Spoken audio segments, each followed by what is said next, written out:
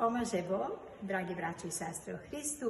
Evo nas iz Atlante da podelimo jednu divnu vest sa vama. Kao što znate, završili smo našu crkvu pre 2 godine i idemo dalje sa ikonopisanjem crkve.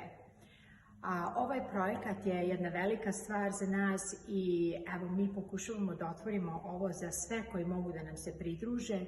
Ikonopisanje će biti u par faza. Prvu fazu smo već krenuli i imamo jednog divnog umetnika Borislava Živković koji je veoma iskusan u ikonopisanju i mislim da će biti predivno kad se završi.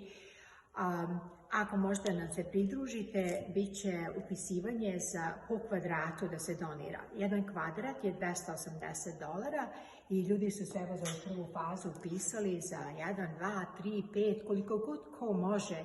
Ja mislim da to Bog uredi onako baš da bude kako treba, tako da niko ne bi trebao da osjeća neki pritisak da oni moraju sad ovo ili ono.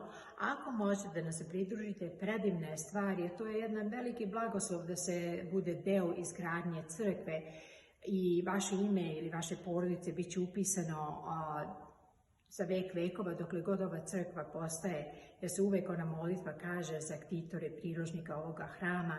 Tako da ako možete da nam se pridružite, mi vas molimo da dole vidite adresu, pošaljete ček crkvi, samo uvedite da je za ikonopisanje ili preko PayPala koji ste dole ispod ovog filma bit će jedan link. Ako imate neko pitanje, isto bit će email dole i jedan telefon na koji možete da nas zovete, tako da mi se nadamo da ćete nam se pridružiti u ovom divnom projektu. Hvala vam unapred, neka Bog blagoslovi vas i vašu familiju i idemo dalje u nove pobede. Hvala vam puno i do skorog viđenja u Atlanti.